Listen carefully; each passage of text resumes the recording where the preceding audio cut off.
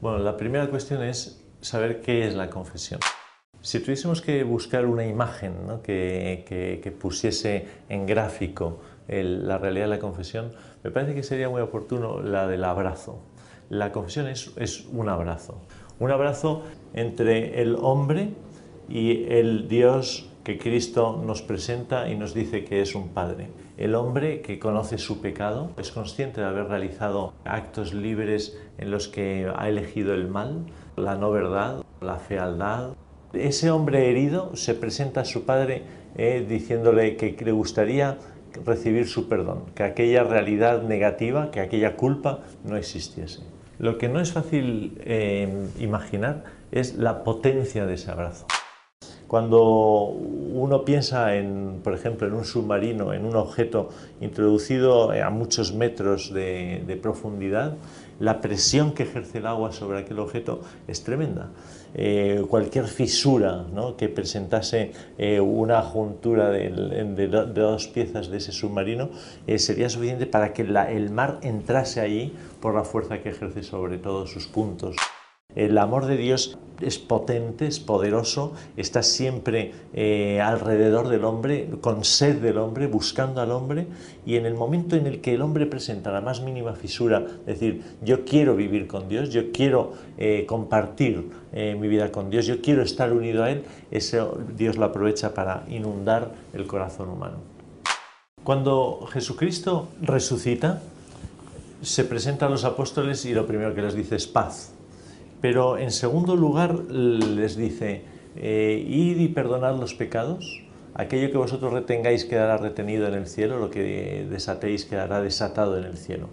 Lo que Cristo les da es el poder del perdón, se lo entrega a los apóstoles, a la Iglesia, para que ella lo gestione. Pero quien perdona es Cristo.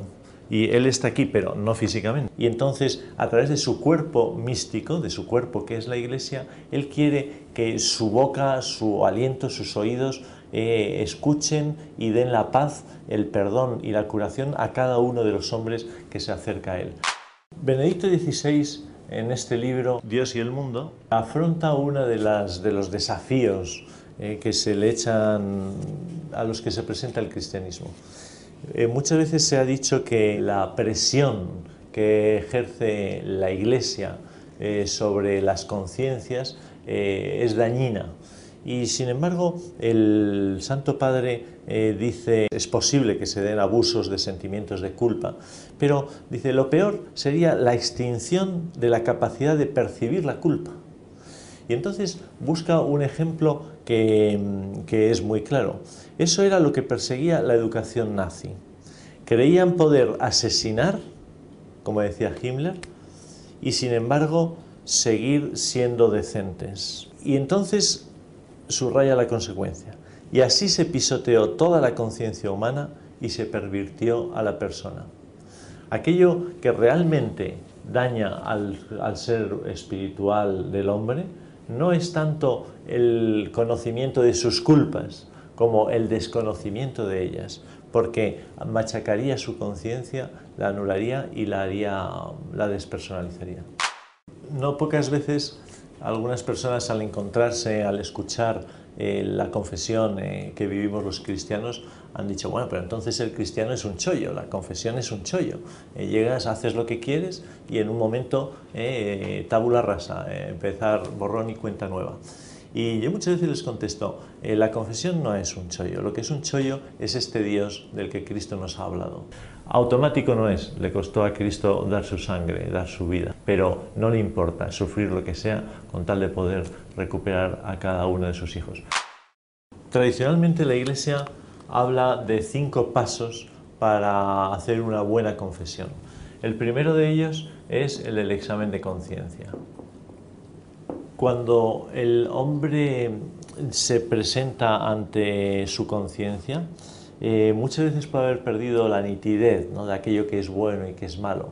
Puede haber perdido de algún modo la noción, ¿no?, o la sensibilidad, el olfato, ¿no?, para captar dónde se encierra bondad y maldad en su obrar.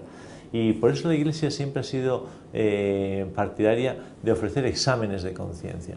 Los exámenes de conciencia son como formadores de la conciencia, esos despertadores que siempre te dicen aquello que está por el camino bueno y aquello que sin embargo se ha desviado. El segundo de los pasos es el dolor de los pecados. Cuando hablamos del dolor, muchas veces se nos viene a la cabeza los dolores físicos, el dolor de muelas, el dolor de estómago. No tiene nada que ver con esto. Una manera de hacer sufrir a una madre podría ser, por ejemplo, el de, si yo la pongo en una sala separada en dos ambientes por un cristal, y en uno de los lados le pongo a ella y en el otro me pongo yo. Si saco un cuchillo y empiezo a cortarme el dedo pulgar, poco a poco, veré que los gritos de mi madre son de horror, son terroríficos, porque le estaría doliendo muchísimo que yo me cortase el dedo. Realmente a ella no le estoy haciendo nada. Pues algo así ocurre con Dios. Cuando nosotros hacemos alguna acción que hace daño a nosotros mismos, a Dios le duele. Cuando hacemos una acción que hace daño a otra persona, también le duele. Cuando realizamos una acción que le hace daño a él directamente, que le ofende a él, también. Entonces, ¿qué dolor hace falta para confesarse bien? Pues el de la conciencia del dolor que yo he causado en Dios. Aunque también existe un dolor más imperfecto, como es el del temor al castigo, el temor a vivir eternamente sin Dios en la soledad, y entonces ese también es digno, porque cualquier resquicio que nosotros hablamos es suficiente para que Dios nos conceda su perdón. El tercer paso es el propósito de la enmienda. Cuando uno se confiesa, tiene la idea de rehacer su vida de acuerdo con las enseñanzas de Jesucristo. Pero eso no quiere decir, y todos tenemos experiencia, que en un día, en una semana, en unas horas yo vaya a cambiar completamente de conducta. No, hay hábitos, hay fuerzas que muchas veces no son más fuertes que yo. El propósito de la enmienda sencillamente consiste en decir, yo quiero al final del camino llegar a adecuar mi vida exactamente a las enseñanzas de Jesucristo. No sé si ahora podré, pero mi intención es ir en esa dirección. Yo quiero rehacer, yo quiero cambiar, y entonces por eso pido perdón al Señor, para que con su ayuda ser más capaz. El cuarto paso es el de decir los pecados al confesor. Confesarse. Aquí subrayaría dos cosas. Una, que es normal que habitualmente nos confesemos de las mismas cosas, igual que el cuerpo suele enfermar habitualmente de las mismas cosas, porque tiene sus puntos débiles físicos. El alma también tiene sus puntos débiles, y es frecuente que pida perdón a Dios habitualmente de unas cosas que se parecen o que se llaman con el mismo nombre. Pero de la misma manera que yo compro todos los días una barra de pan, pero el pan que compro es distinto, aquello de lo que pido perdón a Dios en cada ocasión son realidades distintas. Y por otro lado, el de la exigencia de decir todo. Cuando yo me pongo delante de Dios, digo, Dios mío, esta es mi situación, esta es mi vida, esta es el empleo de la libertad que yo he realizado, y yo lo que quiero es pedirte perdón. Va implícito que mi voluntad es presentarle todo mi pecado, para que Él me conceda todo su perdón. Ir y ocultar alguna de las acciones pues sería un contrasentido, y por eso no solo Dios no nos podría perdonar, sino que además se esconde como cierta burla de Dios. Vengo para decirte todo, pero no te lo digo. El último paso, cumplir la penitencia. Consistirá pues en unas oraciones, en unas acciones pequeñas que uno puede realizar con facilidad, y que son como los primeros pasos dentro de ese nuevo camino que se ha propuesto andar. Estos 5 pasos siempre han estado presentes en la confesión. Luego el orden ha ido variando. Por ejemplo, la penitencia había que cumplirla antes de recibir el perdón, antes de la absolución. Pero la Iglesia profundizó y se dio cuenta, se podría interpretar o se podría llegar a la idea confundida de que el perdón lo obtengo por las obras de penitencia que he realizado. Y la Iglesia dijo, vamos a ponerla después. Primero, Dios nos concede el perdón a través de su Iglesia y es gratuito el perdón. Y luego la penitencia, más que un pago, es un comienzo de vida nueva. ¿Quién ha inventado los pecados? ¿Quién ha hecho la lista, el elenco de lo que es bueno y lo que es malo, lo que es grave y lo que es leve? El pecado en sí mismo es aquellos actos que van en contra de la verdad del hombre, en contra del propio bien del hombre, en contra de una vida bella y buena.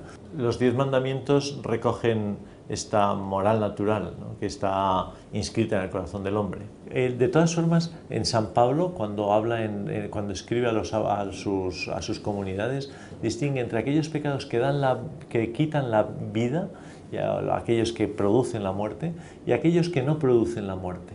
Y él especifica algunos de ellos.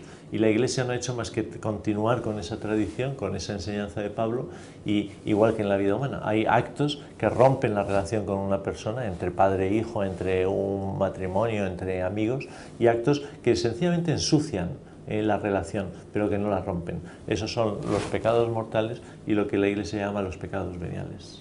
Y llega la cuestión de ¿y cómo confesarnos? No hace falta aprender a confesarse, podríamos decir, en cuanto a la formalidad. Lo importante es toda la conversión interior. Basta con encontrar un sacerdote, un confesionario y decir, oiga, me quiero confesar. Y entonces ya allí surge una conversación en la que el sacerdote nos va acompañando y nos va ayudando. De todas formas, si uno quiere ir con más seguridad, lo clásico, la forma establecida es un saludo cristiano, que suele ser en Ave María Purísima, y el sacerdote contesta sin pecado concebida.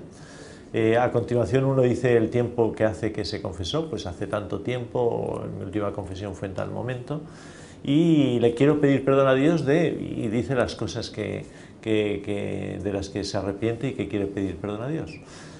Una vez ha terminado, el sacerdote, bueno, otra posibilidad es que uno le diga al sacerdote, ¿no le importa preguntarme? Y así me ayuda usted a ir haciendo el examen o a ir diciendo las cosas. Una vez termina, pues el sacerdote da unos consejos, unas pautas que puedan ayudar, que quieren ser, bueno, de acogida y de fuerza y de medicina. Y luego, por último, le impone una penitencia que suele ser algún acto, oración sencilla para rehacer la nueva vida. ¿Y qué dificultades se nos pueden presentar para confesarnos? Me parece que la principal dificultad que puede surgir, y que surge de hecho, es la incapacidad nuestra para entender el enorme amor de Dios por nosotros, el enorme interés y la misericordia suya que no le importa nada más que poder estar junto a cada uno de sus hijos. Recuerdo una imagen que ponía Santo Tomás de Aquino. Decía que todos los pecados de todos los hombres, de todos los tiempos, en todo el planeta, todos ellos en comparación con el amor de Dios, la misericordia y la potencia del amor de Dios, venían a ser como un grano de arena y una montaña. Todo nuestro mal es como un grano de arena al lado de la bondad y del amor de Dios, que vendría a ser como una enorme sierra montañosa.